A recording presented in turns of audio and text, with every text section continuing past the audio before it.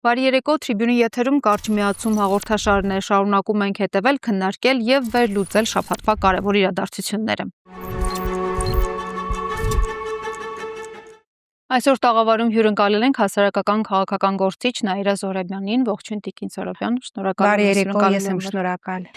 Տիկին Զոհրաբյան, թեպետ ասցիք սկսենք սդից, բայց ճիշտն ասած, այս պահին ուզում եմ սկսենք այն ամենացավոտ հարցից, որը արդեն քանի ամիս շարունակ այսպես թմկահարվում է մեր թշնամու կողմից, ես չեմ կարող նրանց հարևան կոչել իրականում, արևմտյան ադրբեջանցիների վերադարձի հարցի մասին է խոսքս, Բաքուն հերթական անգամ բարձրացնում է այդ նշաձողը, այս անգամ պահանջելով, որ այսպես կոչված արևմտյան ադրբեջանցիների վերադարձի հարցը արդեն դառնա հայ-ադրբեջանական բանակցությունների առանցքային թեմա։ Հիմա եթե Հայաստանը համաձայնվի այս հարցի քննարկման, արդյոք դա չի նշանակի, որ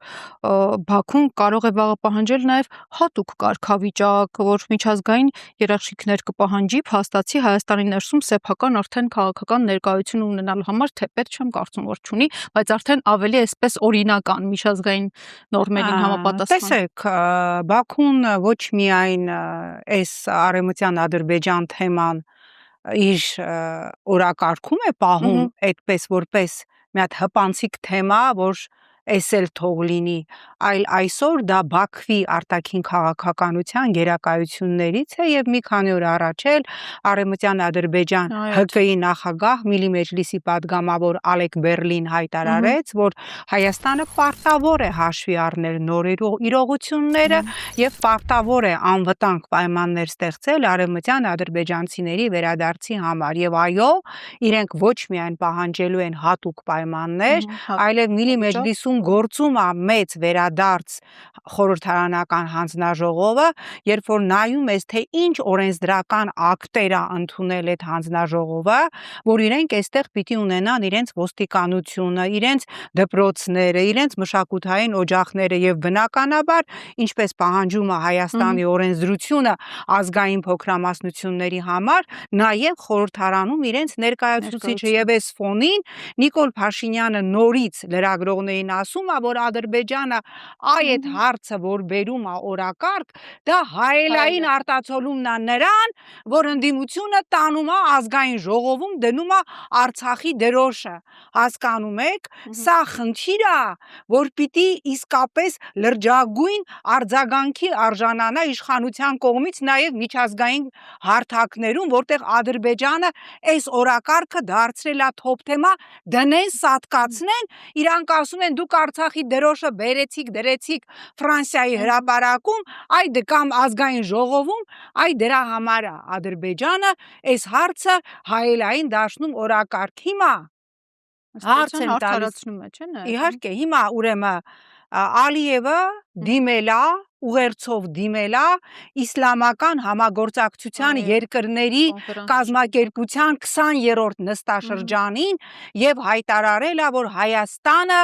Լեռնային Ղարաբաղում իրականացրել է մշակութային ցեղասպանություն եւ առաջարկել է իսլամական կազմակերպության երկրներին դրան գնահատական տան, ներկայացրել է, որ իսլամական կոթողներ են ոչնչացվել, ադրբեջանական մշակութային կոթողներ են ոչնչացվել եւ պահանջել է, որ իսլամական կոնֆերանսը դրան արձագանքի եւ սա անում է մի երկիր, որը սենց բուլդոզերը դրած Արցախում հողին է հավասարեցնում Արցախի մշակութային ժառանգությունը, չկա օր, որ որևէ եկեղեցի, որևէ մշակույթի օջախ, որևէ սրբավայր, որևէ պատմամշակութային կոթող չոչնչացվի եւ այս սուբյեկտը մի հատ էլ պահանջում է իսլամական երկրներից, որ դատապարտեն Հայաստանի իրականացրած մշակութային վանդալիզմը ու այս միջավայրում, այս տոքսիկ միջավայրում, երբ քեզ շարունակում են համարել թշնամի, երբ Միլի Մեջլիսի իշխանական падգամավորը Յենի Ադրբեջան ասում է հայի հետքը պիտի վերացվի տարածաշրջանից, որտեղ հայի խոսքին չպիտի հավատալ, այս ֆոնին, այս հայատյացության միջավայրում խոսում են ինչ-որ խաղաղության պայմանագրի մասին, խոսում են հերթական զիջումների մասին, սա աբսուրդել չի, ես բառապաշարում հայաստանյան մեր բառամթերքում չեմ գտնում բառ այս իրավիճակը բնորոշելու համար։ Տիկին Զորաբյան, տեսած կլինեք նաև անցած շաբաթվանից երրորդյա թե երկօրյա փառատոն անցկացրեցին Այո, իհարկե։ Օրդուբադում ու հարցել տվեցին, դե բնականաբար այդ հայելային, այսինքն իսկապես արդարացրեց։ Այո, ավելին այդ Օրդուբադից բացի դրանից հետո իհարկե նույն քարտեզը ինչն է կրում այո, դրանից բացի նաև Օրդուբադի այդ վերադարձ արևմտյան Ադրբեջան կոնֆերանսից բացի դրանից հետո մի քանի օր անց նաև Ադրբեջանի մեկ այլ բնակավայրում տեսանք ինչ որ փարթի էին կազմակերպել, հա, ադրբեջանցիները իրանց հերթական, իրանց պատմական հայրենիք վերադարձի թեմայով մեր ամբողջ տարածքները Սյունիք, Վայոց ձոր ամբողջությամբ, Տավուշը, Գեղարքունիքը մասամբ ներկայացված էր որպես Ադրբեջան այդ հերիք չի, մի հատ էլ on-line միացրել էին Երևանի փողոցները եւ ներկայացնում էին այդ ամենը ադրբեջանական, հիշում եք չէ ինչ էր ասում Ալիևը, ասում էր ես Երևան մտնելու եմ ոչ թե տանկերով, այլ մտնելու եմ հանգիստ քայլերով եւ ես անընդհատ այդ կարգի հայտարարություններից, այդ կարգի փարթիներից հետո մտնում եմ Հայաստանի ԱԳՆ էջ, ասում եմ մի հատ տենամ, մի հատ պաշտոնական արձագանք, մի հատ ծպուտ, մի հատ շրշույն տերյանական գոնե կա, տեսնում ենք, որ քար լռություն, ոչինչ չկա, փոխարենը ամբողջ ռեսուրսը կենտրոնացված է ընդդիմադիրներին ոչնչացնելու վրա։ Տեսակ փառատոնի մասնակիցներից մեկն էլ ասաց հաջորդ փառատոնը մենք կանցկացնենք Գյոքչայում։ Այո, այլ տեղս չեմ գտնում, չգիտեմ։ Այո, ճիշտ է։ Տիկին Զորաբյան, բայց Փաշինյանի իշխանությունը, որ Արցախը բանակցություններից դուրս թողեց իրականում ու անընդհատ զիջումների ա գնում, ինքն էլ հենց բացեց այս արևմտյան Ադրբեջան օրակարգը, այնուամենայնիվ կուզեմ էլի այդ հարցը կրկին տամ։ Ինչ եք կարծում, կդարձնի սա էլի բանակցային սեղանի ինչ որ հերթական քննարկման բանակցելու էլի առևտուր անելու թեմա արևմտյան ադրբեջանցիների վերադարձի հարցը։ Գիտեք, ես քանի որ շատ ակտիվ համագործակցում եմ միջազգային կառույցների հետ, վստահեցնում եմ ձեզ, Ադրբեջանը այս հարցում հետ նահանջ չի անելու։ Ինչպես Ալիևը հայտարարեց Ղարաբաղի հարցը լուծելուց հետո մեզ համար առանցքային է դարձել արևմտյան ադրբեջանցիների վերադարձ իրենց պատմական հողեր, իրենց հայրենիք, դա նրանց սուրբ իրավունքն է, որը պաշտպանված է նաև միջազգային իրավունքով, իրանք այս հարցում հետ նահանջ չեն անելու։ Իհարկե մենք տեսանք, որ անգամ այս հարցը, հա, հայերի կողմից ադրբեջանցիների էթնիկ զտման քննարկվել է ԱՄՆ կոնգրեսում, հարցը, այո, հարցը հասել է Վաշինգտոն, այդ հարցը անգամ այնտեղ է քննարկվել եւ աբսուրդային հայտարարություններ են հնչել եւ շատ կարեւոր է իհարկե, որ ԱՄՆ որոշ կոնգրեսականներ, օրինակ, ուրեմն ես այստեղ նշել եմ Լարա Ֆրիմենը, այո, հակադարձել է այդ աբսուրդին եւ աբսուրդա չէ, որ Հայաստանում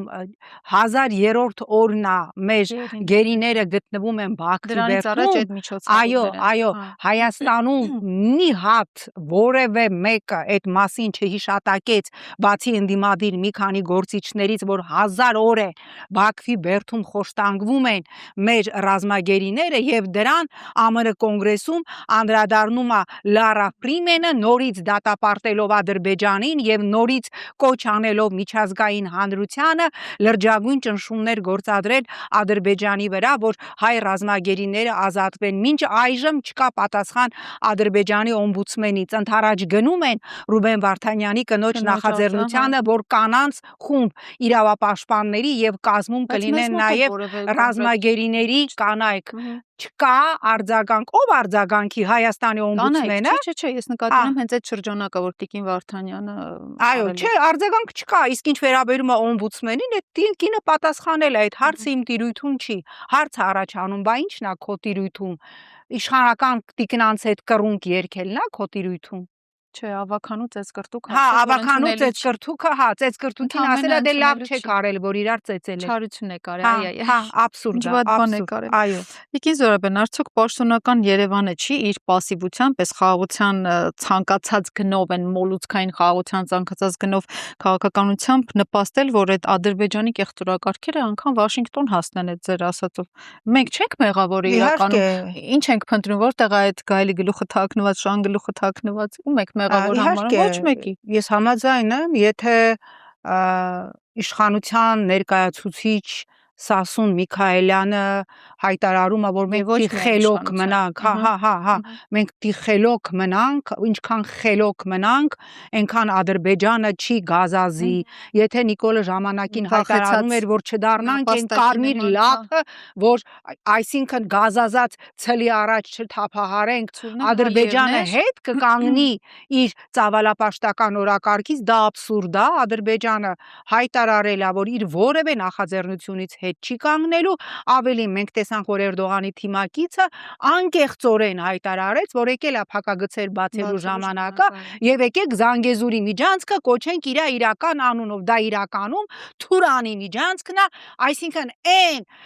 թուրք-ադրբեջանական դարավոր երազանքն է ստանալ Թուրանի միջանցք, թուրքական աշխարհը իրար կապելու, որը մենք ստացել ենք։ Հիմա սրան մենք ինչ ենք հակադարձում։ Սրան մենք հակադարձում ենք ընդամենը երկրի ներսում ընդդիմադիրներ բռնելով եւ մեծահարուստներ ունեզրկելով։ Հերթական բանն է, էլի, բայց հիմա մինչ Ադրբեջանը այդ միջազգային հարթակներում արդեն սկսել է իր այդ օրակարգ առաջ տանել, Տիկին Զոհրաբյան, Հայաստանում նոր վեճ է ծագել Արցախի խորհրդանիշերի շուրջ, կտեսնեք հետևած կլինեք այն աբսուրդ տեսարանը, որ Արցախի դրոշը Ֆրանսիայի դնում են, հիմա էլ ՀԴ երիտասարդական միության տղեկը որ տարել են իրանց ձերբակալեցին, ինչն է էլի պատճառը, իսկապես հասել ենք մի կետի, երբ Հայաստանում են որ Արցախի դրոշ ծածանելը արդեն դառնում է հակասության առարկա ու պատահական միջադեպ չի, չէ՞, սա իրականում քաղաքական ուղերձ է։ Միանշանակ ոչ միայն մեզ, այլև արտաքին աշխարհին։ Ինքը Նիկոլը հստակ ընտրություններից հետո հստակ ամեն օր ասում է, չի լինելու Արցախի հիշատակում, չի լինելու Արցախի դրոշ, անգամ ձեր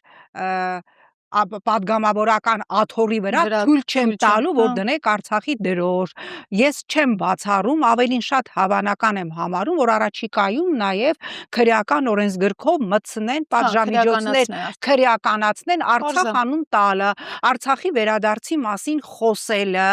Արցախի ատրիբուտիկան օգտագործելը։ Ես պարբերաբար լինում եմ Վերնիսաժում եւ տեսնում եմ այնտեղ այլևս Արցախի որևէ ատրիբուտիկա չկա։ Հիմա դա այդ մարդիկ ներքին վախից իրանց մեջ գլավլիտնա նստած, այն ստալինյան ժամանակների նման վախից են վերացրել, թե ինչ որ կազմակերպված հրահանգ է եղել, որ վերացնեն, չկա, բայց 30 տարի Ադրբեջանը որտեղ գնում էինք, ինչի մասին խոսում էին, անգամ հյուսիսային սառուցյալ օվկիանոսի հալոցքի թեման, Կիոտոյի արձանագրությունը, օզոնային շերտի ճեղքումը բերում էին, կապում էին, այո, Ղարաբաղի թեմային, Արցախի թեմային։ Հիմա մեզ ասում են չխոսեք Արցախի մասին, որովհետև ինչպես Սասուն Միքայելյանն ազդարարել մենք դիմես խելոք պահենք, որ Ադրբեջանը այդ ցուլը մեր կարմիր զգեստից չկատաղի։ Բայց տեսեք, Տիկին Զոհրաբյան, հիմա Արցախյան էջը ոչ միայն փաստորեն քաղաքական առումով է փակվում, այլև պատմական հիշողությունը առհասարակ ջնջելու թեմայով, եթե պետությունը ինքն է հրաժարվում իր խորհրդանիշներից, ապա ինչ է մնալու որպես ազգային այդ ինքնության ու համախմբան մի հատ նոր միավոր ու հիմք, այդ հիմքը մենք ջնջել ենք։ Սասանում է։ Ինչ է անում։ Հիմա հաջորդը լինելու է եկեղեցին, որովհետև ԿՊ-ի նախընտրական ծրագրում հստակ արձանագրված էր եկեղեցում ճակերտավոր բարեփոխումներ վեհափարին են հեռացնելու եւ տեղապահ են նշանակել։ Միանշանակ ես 1 րոպե անգամ չեմ կասկածում, որ ինքը հասնելու է վեհափարի հեռացմանը, նշանակելու են տեղապահ, այսինքն ակնհայտ է, որ Նիկոլ Փաշինյանը հիմա անկեղծորեն պիտի խոստովանենք, խաղում է բացարձակապես բաց խաղաքարտերով։ Եթե 18 թվականին եւ դրանից հետո որոշ ժամանակ ինքը թաքնվում էր, սիրում եմ ձեզ, խոնարհվում եմ ձեր առաջ, ոնց դուք կորոշեք, նենց էլ կլինի, գալու եմ, կանգնելու եմ, հրապարակում ասելու եմ սա է, 3 միլիոն վարչապետ դուք եք որոշելու, հիմա ասում է չէ, մի մարդ կա, այդ մեկը ես եմ, որոշողը ես եմ, գնացել եք, ընտրել եք, հələ հայտնի չէ այդ ընտրությունները ինչպես են անցել, անելու եմ սա, այսենց կալոդը բացել է խաղաքարտերի, կներեք այդ ձևակերպման համար եւ ասում է անելու եմ սա, չեք ուզում, դուրս եկեք հեղափոխություն արեք։ Բայց տեսակ երեք ճեպազրույցում հենց այդ ոճով էլ ասաց ես եմ իշխանությունը ու ես եմ ասում այն ավելի շատ գողական կներեք ասած այդ տիպի այդ ոճի հայտարարություններ կան իշխանության ղեկավարի հայտարարություն ես եմ չեք ուզում դուրս եկեք հեղափոխություն արեք դեմեք թող ձեր ընդդիմությունը ոչ թե ինչ էր ասում տանը նստած քյաբաբ ուտի այլ դուրս գա հեղափոխություն անի խորհրդանում էր, բայց հայտարարեց իր ինչ-որ քաղաքական օրակարգում նոր որակի պետության ստեղծման մասին Տիկին Զոհրաբյան, եկեք դա կապենք նաև ՍԴ-ում ինչա կատարվելու առհասարակ այսօր, չգիտենք էլ, բայց ամեն դեպքում այսպես ոչ լավատեսական զարգացումներ հաստատ կլինեն։ Ես չեմ ուզում հույսը կոտրվի իհարկե, որ ինչ-որ բան մեզ համախմբման կտանի ու միավորման։ Հիմա նա ասում է, որ կառուցում է նոր պետություն Ձեր գնահատմամբ սա նոր որակի պետությունն է լինելու իբրև թե էլի մեկ մարդու իշխանության նոր որակ արդեն ինքը ավելի սենց է որ այն հրեշի դեպի կերպարանքով լինելու է բացարձակ բռնապետություն արդեն կա եւ ամեն ինչ երանգը որն է լինելու փակվելու են լրատվամիջոցներ բոլոր ընդդիմախոսները կալանավորվելու են եւ ինքը այդ հարցում ունի միջազգային հանրության բացարձակ աջակցությունը ես անկեղծ ասած շատ անկեղծ ասած ես մեծապես կզարմանամ այն քաղաքական ուժի վրա ով սպասում է սահմանադրական դատարանի վճռին եւ մտածում է որ Նիկոլ Վովայի Փաշինյանի անվան սահմանադրական դատարանը կարող է կայացնել որևէ այլ վճիռ իհարկե սահմանադրական դատարանը վերցնելու է թուղթը եւ կարդալու է հանուն Հայաստանի Հանրապետության եւ կենտրոնական ընտրական հանձնաժողովի որոշումը թողնելու է անփոփոխ ես հասկանում եմ իհարկե որ ընդդիմությունը պարտավոր էր եւ պետք էր այս իրավական այս մի ինստիտուտն էլ անցնի ես հասկանում եմ որ իրանք առանձնապես շատ քայլ չունեն անելու բայց մտածել որ ՍԴ-ն կարող է կայացնել որևէ այլ որոշում որը կհակասի Նիկոլ Փաշինյանի արդեն ուղարկված որոշմանը абսուրդ է մանավանդ որ Նիկոլ Փաշինյանը ինքը լրատվամիջոցների հետ հանդիպման ժամանակ ուղղակիորեն ուղերձը հղեց ՍԴ-ին վստահաբար նախապես էլ ՍԴ-ն գիդերին անելիքը բայց էլի ասեց Հայաստանում տեղի են ունեցել ժողովրդավարական ընտրություններ ստեղ իհարկե հարց է ծագում եթե նույն Նիկոլը եւ նրա թիմակիցները ասում են որ ընդդիմությունը կեղծել է սկզբից ասեց 100% հետո ասես չէ լավ 30-ը իրակամքով է գնացել 70% ընտրակեղծիքով են քվեարկել բա դրա եթե գտնում եք որ ընտրակեղծիքով են քվեարկել բա դրա ժողովրդավարականը որն է բայց ինքը դա ասում է որպիսի պարզ լինի նաև ընդդիմության համար թե ինչ վճիռ է կայացնելու ՍԴ-ն եւ ի վերջո եթե իրանք արդեն ԱԺ նախագահ են ընտրել բա կարող է ՍԴ-ն որոշումներ անվավեր ճանաչել ընտրության արդյունքները եւ նշանակեր նոր ընտրություն նոր քվեարկություն բա Ռուբեն Ռուբինյանին Այդ ինչի եք արդեն որոշում ԿՊ-ում ԱԺ նախագահը քլքչներ մի հատ վազելով մտածում է արդեն ազգային ժողովով ընտրված է մի հատ էլ շնորհավորում է պատկերացնում եք ազգային ժողովում քվեարկություն տեղի չի ունեցել բայց Թուրք Պաշտոնյան արդեն ասում է շնորհավորում եմ ազգային ժողովի նախագահ ընտրվելու կապակցությամբ մի հատ պատկերացրեք որ սենց մի հատ բան տեղի ունենար նախկին իշխանության ժամանակ մարդը չընտրված արդեն շնորհավորեին ինչ կաներ նույն Նիկոլ Փաշինյանը կասեր սա բռնապետության վերջն է այս ամեն ինչ նախապես որոշել եք բայց չկա արձագանք միջազգային հանրությունից, որովհետև Նիկոլ Փաշինյանը, ինչպես մշտապես ասում են միջազգային տարբեր ակտորներ, այն կատարյալ գործիքն է, որոնք այս տարածաշրջանում մենք մեր մարդաբոյը, որի միջոցով Ռուսաստանի հետ անում ենք։ Երբ վարչապետը հայտարարում է, որ ընդդիմության օգտին քվեարկած քաղաքացիների ոնց ասեմ, ոչ թե մի մասը, այլ գրեթե մեծ մասը կաշառակերներ են, որևէ ապացույց չներկայացնելով իհարկե, սա քաղաքական գնահատական կարող ենք համարել, թե վտանգավոր նախադեպ կամ ուղերձ, որ մեզ չքվեարկող քաղաքացին կասկածելի քաղաքացի ու արդեն իրանց էլ են սկսելու այդ հետապնդումներն ու ձերբակալությունները, շարքը։ Ամեն ինչ մենք մտանք այս ընտրություններով հաստատուն բռնապետության փուլ բոլորը ովքեր այլ կարծիք ունեն, կարող են հայտնվել բերդում։ Հիմա ինչի է Արմեն Աշոտյանը Վարդաշեն քրեակատարողական հիմնարկում։ Ձեզ թվում է այդ Բրյուսովի ինչ որ անհետ բան, որի հետ Արմեն Աշոտյանը կապ չունի, չէ, ընդհանրապես նրա համար, որ Նիկոլ Փաշինյանի թիվ 1 թշնամին ինտելեկտն է, մտածող եւ իր միտքը գրագետ ձևակերպող քաղաքացին է, որի խոսքը կարող է լինել ազդեցիկ, իսկ Արմենի խոսքը այդպիսին է։ Հասկանում եք ինչի են սրբազաններ տնային կալանքի տակ կամ վարչական վերահսկողության տակ, մենք տարբեր հաշվարկներով 100-ից ավել այսօր քաղաքացի ունենք, ովքեր տարբեր կարգավիճակներում կալանավորված, ձերբակալված, տնային կալանք, վարչական կալանք կամ կալանք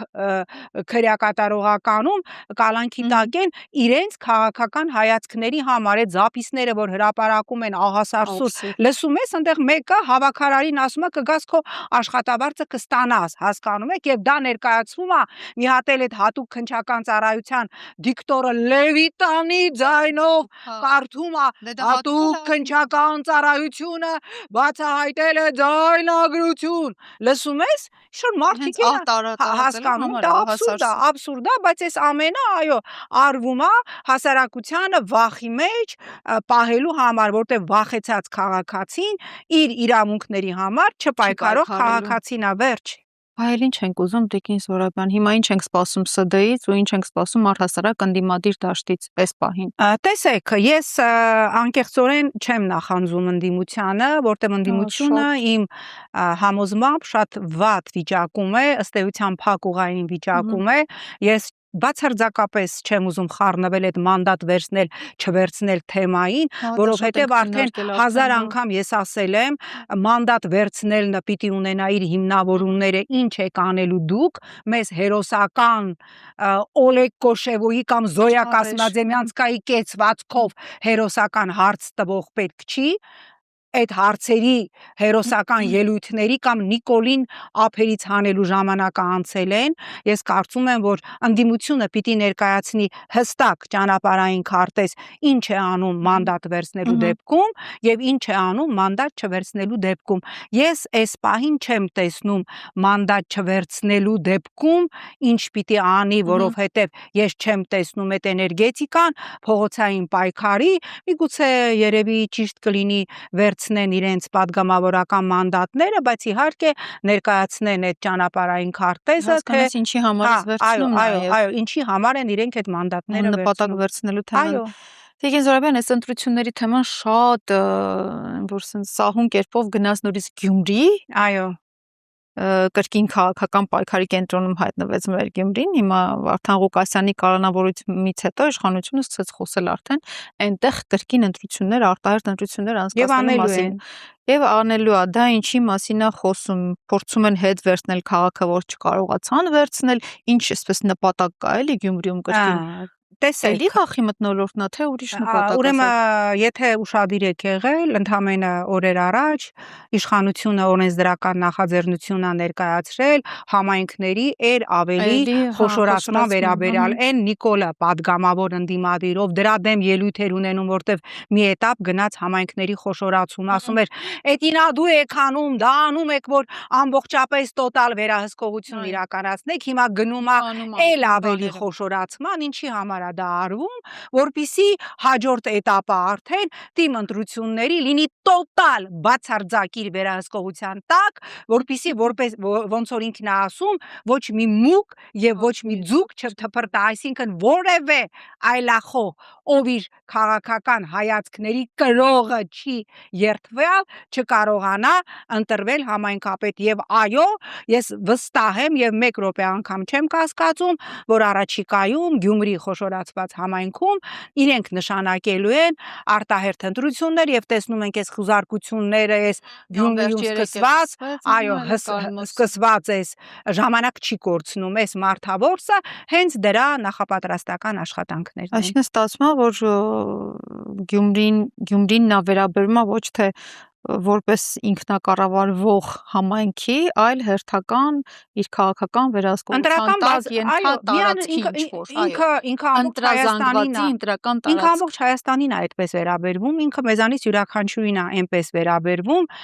բոլորը եւ ամենքը պարտավոր են նպաստել իր վերարտադրությանը, ով այդ ծրագրից դուրս է, նա թշնամի է, նա լրտես է, նա ռուսի շպիոն է, նա գուբերնիայի կատու է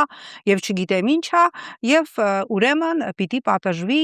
այս կամ այն հոդվածով։ Այդ Արևմտյան Ադրբեջանի մասին մի հատ լավ բան գրել էր Տիգրան Քոչարյանը, լավը հիշեցի, ասում է, այս ամեն ինչի ֆոնի վրա երևի թե գնանք Հայաստանի հայ համայնք ստեղծենք, ասում է, քանի ուշ։ Ցավոք սրտի ես Լիլա ջան չեմ բացառում։ Այո, ես չեմ բացառում, որ մի օր մենք կանգնելու ենք նաև այդ խնդրի առջև։ Շատ հնարավոր է եւ չգիտեմ, ես քանի որ նաև ինչ որ հայրենակիցներ հավաքվելու են նաև ՍԴ-ի դիմաց, ես նորից ուզում եմ, որտեվ շատ այդ խնդիրը իսկապես կարևոր է, ես շատ ուզում եմ, որ ընդդիմությունը շատ լրջմիտ եւ շատ այդ համախմբման կոչերը, որ հնչել են ընդդիմության կողմից, ես այդ համախմբման կոչերից անցել է տևական ժամանակ, մենք չենք տեսնում հստակ ճանապարհային քարտեզ, համախմբում որ ինչ անենք, ինչի շուրջ, որն է լինելու օրակարգը եւ անկեղծ ասած, երբ որ ես ամենը ես նայում եմ, ես նորից հասկանում եմ, որ երևի թե ամենաճիշտ որոշումը նման իրավիճակում ՀՀԿ-ի որոշումն էր չմասնակցել այս քաղաքական աբսուրդին եւ չտալ հնարավորություն այո, ճիշտ գնահատական տվեցին եւ չդառնալ, թեկուս այսպես ասած, որևէ կերպ չլեգիտիմացնել այս process-ը, որի լեգիտիմացումից հետո մենք հասկանում ենք, թե ինչ է լինելու Հայաստանում եւ ինչ նոր զիջումների է գնալու Հայաստանը։ Ես չեմ ուզում հիմա որևէ բան ասել ընդդիմության հասցեին, արդեն իսկ իրենք մասնակցել են այս ընտրությանը, բայց հիմա իրենց քայլերը պիտի լինեն ոսկերչական ճշգրտությամբ, որովհետեւ մի նժարին դրված է իրենց, գիտեք, սահմանադրական դատարանում բողոք ներկայացրել է 7 կուսակցություն, եթե այդ 7-ի ձայները գումարում ես, ընտրական process-ին մասնակցածների 43%-ը մի նժարին դրված է ՍԴ որոշումից հետո, որը արդեն պարզ է, այդ 43%-ին ձեզ քվեարկած 500,000-ից ավելի մարդկանց չհուսահատեցնել եւ չհիասթափեցնելու կարեւորագույն նաեւ բարոյական խնդիրը, մյուս նժարին դրված է ռիսկը լեգիտիմացնելու այն գործընթացները, որոնք լինելու են առաջիկայում եւ որը անելու է իշխանությունը։ Այո, բավականաչափ բարդ վիճակում է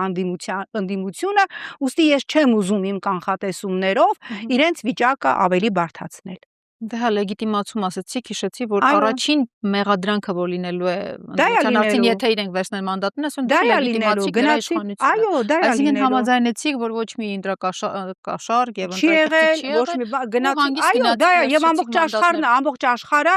ես ասել եմ, միջազգային հանրությանը պետքա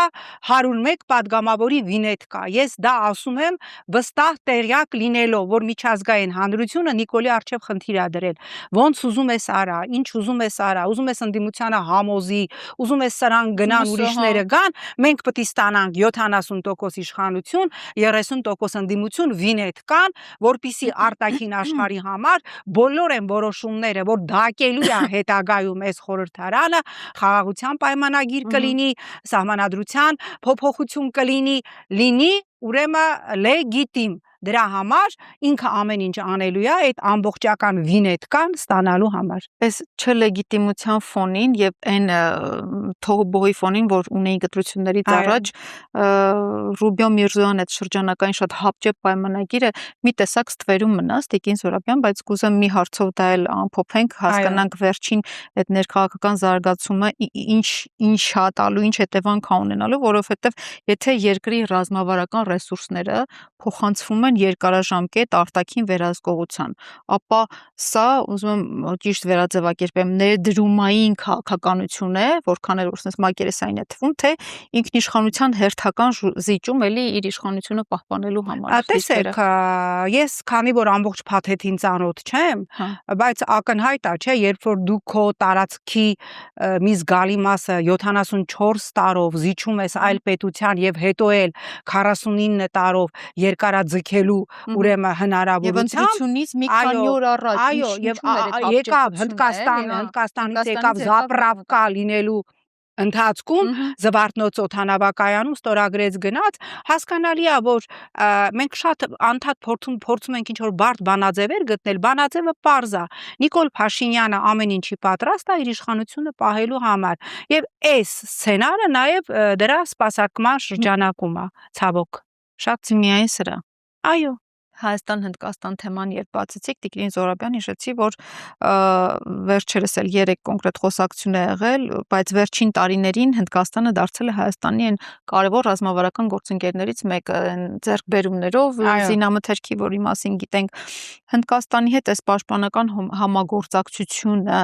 կարող է դառնալ իրական զսպման գործոն Ադրբեջանի համար, թե Թուրքիայի համար, այդ տեսանկյունից եմ ուզում նայենք, թե Հայաստանը կրկին այդ անվտանգության իբր անձրևանոց անվտանգության բան է պատրաստում, այդ հոբ համակարգ, բայց պատրանք համակարգ է պատրաստում։ Տեսեք, այն որ Հնդկաստանը շատ լուրջ տերություն է Չինաստանի հետ եւ Հնդկաստանի կշիռը ազդեցությունը հիմա գնալով շատ ավելի մեծանում է, դա միանշանակ է։ Ես շատ կողմ կլինեմ, եթե Հայաստանը կարողանա իր հարաբերությունները դիվերսիֆիկացնել։ Դա միանշանակ է, բայց դա լինի իրական, դա չլինի fake անվտանգային զոնտիկներ, դա լինի իրական, որովհետեւ մենք տեսնում ենք, որ հապկի հետ կարծես թե հարաբերությունները խզվում են եւ կարծես թե ինձ համար այլևս տեսանելի է որ առնվազն հապկից Հայաստանին հանելու են եւ ինչպես Նիկոլա ասաց ինքը կասի դե չեղավ որ ասեց կհանեն այո դե չիլնի կհանեն հաջորդ հարցը գալու է ԵԱՏՄ-ի հարցը որտեղ արդեն տեղեկություն ստացանք որ ամբողջ ուրեմն ձկնամթերքը արգելվում է Ռուսաստան եւ մենք լրջագույն խնդիր ունենք նաեւ գյուղատնտեսական ապրանքների արտահանման հետ կապված ես իհարկե չեմ ողջունում դե ինչ Եվրամիություն գիտեք աբսուրդ է մեկը իր մասնավոր կապերով ընդհանրապես 10 ուրեմն $1000 ծաղիկը արտահանել Լեհաստան դա ներկայացրեցին որպես եվրոպական միության շուկայի նվաճում մի հատ մասնավոր անձ իր արտաքին կապերով իր ծաղիկը $10,000 տարել է Վարշավա դա ներկայացրեցին որ մենք արդեն ներխուժել ենք եվրոպական միության շուկայից իհարկե շատ վատ եմ վերաբերվում Մարգարիտա Սիմոնյանի սպառնալիքներին ես կփոխեմ իմ Յան ազգանունը તો գնա փոխի քո նման վատ քարոզիչներն են նաև մեղավոր քո Սալավյովի որ Հայաստանում այսօր այդքան մեծ է հակառուսականությունը միանշանակ իրենք են մեղավոր բայց պետք չի խաբել ժողովրդին եվրոպական միության շուկա մենք չենք կարող մտնել եւ այդտեղ պայմանները պատճառները տասնյակ են եւ որակի համապատասխանեցում եւ ստանդարտացում եւ լոջիստիկ որ ուղղակի հնարավոր չէ այսինքն պետք չի խաբել ժողովրդին եթե դուք վերջնականապես որոշել եք կտրել պորտալարը ԵԱՏՄ-ից պետքա ոչ թե խաբել ԵՄ կտով որը չի ստացվելու այլ պետքա ժողովրդին անկեղծ ներկայացնել իրավիճակը եւ այդ խնդիրը դնել հանրաքվեի վերջո այո դա լրջագույն խնդիր է Տիկին Զոհրաբյան ջան, եկեք ամփոփենք ու այս ամբողջի մասին ինչ խոսեցինք, եթե այս բոլոր գործընթացները մեկտեղ հավաքենք Ադրբեջանի պահանջները, միջազգային հարթակներում հայկական դիրքերի այս նահանջը, Գյումրիի շուրջ զարգացումները, այս ներքաղաքական լարվածությունը հավաքենք հենց մի պատկերում, այդ դեպքում Հայաստանը այսօր ստացվում է պետականության ամրապնդման, թե պետականության են աստիճանական նահանջի փուլում է հիմա։ Մենք գտնվում ենք, այո, բայց շատ ճիշտ բան եք ասում, մենք կանգնած ենք, այո, պետականության կորստի եզրին, որովհետև զիջումներով, անընդհատ ուրիշի օրակարգը սպասարկելով դու չես կարողանալու քո պետականությունը փրկել։ Ես ցավոք սրտի այս պահին շատ անկեղծ ասած, որևէ լավ կանխատեսում չունեմ, որովհետև ես չեմ տեսնում ընդդիմության իրական օրակարգ, ես չեմ տեսնում ընդդիմության իրական համախմբում եւ ես չեմ տեսնում հասարակության մեջ նորից կռիվ տալու, որի գեներատորը պիտի լինի ընդդիմությունը, բայց ես լսում եմ ընդդիմության ներկայացուցիչներից մեկին գնացել է եթեր եւ ասում է դե ինչ վերաբերվում է փողոցային պայքարին, դե ժողովուրդը ինքը դուրս պիտի գա, ոչ տիկին ջան ոչ տիկին ջան, մենք ձեզ չենք ուղարկել, որ գնաս ընդեմ մանդատ ստանաս ու ամբախ զամբախ դուրս տաս։ Ժողովրդին մոտիվացնել է պետք, կազմակերպել է պետք։ Դա այնպես չի, որ ժողովուրդը ինքը իր համար նստեց, ասեց, «Էս մի հատ կոֆեն խմեմ, դուրս գամ փողոց, մոտիվացվեմ եւ գնամ փողոցային շարժում սկսեմ»։ Ուստիև ես չունեմ այս պահին որևէ լավ կանխատեսում ցավոք։ Բայց մի փոքր այդ մոտիվացիայի մասին հիշեցիք, հարցը մի փոքր երկարացնեմ, բայց եղավ չէ ամեն դեպքում այդ մասնակցության գնացի, այո, ժողովուրդը մոտիվացվեց, ժողովուրդը նաև մեր բոլորի կարելի հնարավոր դարձնել հենց նաև դա մոտիվացնել փողոցան, որովհետև չեն ուզում այդ մարդիկ, Ֆրիդա ջան, ինչի մանդատ են ուզում։ Ահա, բա հիմա ինչի եք ուզում, որ ես բաց տեքստով ասեմ, չեն ուզում, մարդիկ փողոցային պայքար չեն ուզում, փողոցային պայքարի պատրաստ չեն եւ գցում են ժողովրդի գրպանը։ Ես չեմ ուզում ընդդիմությանը քննադատել, բայց իրականությունը սա է, բայց գալու է ժամանակ, որ մենք բաց այս ամենի մասին խոսելու ենք, չեն ուզում այդ մարդիկ։ Ես հո չեմ կարա իրանց հրեմ փողոցային պայքարի, ինչպես իրանցից մեկն էր ասում, մի կին, հա, որ չհամարձակվեք սադրել, մեզ ուզում են սադրել, որ դուրս գանք փողոց արյուն թափվի։ Ես էլ դրա համար ասեցի, այդ տիկնոջը մի հատ բռնեք, տարեք, նստացրեք, մի բաժակ ջուր տվեք, թող խմի հանգստանա եւ բացատրեք, որ փողոցային պայքար չի նշանակում սադրանք, փողոցային պայքար չի ենթադրում արյուն, փողոցային պայքարը երաշխավորված է Հայաստանի օրենսդրությամբ, Հայաստանի սահմանադրությամբ, ինչպես նաեւ մարդու իրավունքների եվրոպական կոնվենցիայով։ Շնորհակալ եմ, շնորհակալ։ Շարունակեք հետևել մեզ բոլոր սոցիալական հարթակներում, միացեք մեր Patreon-ին շաբաթվա անցուդարձից առաջինը եւ մշտապես տեղյակ լինելու համար։ Կհանդիպենք։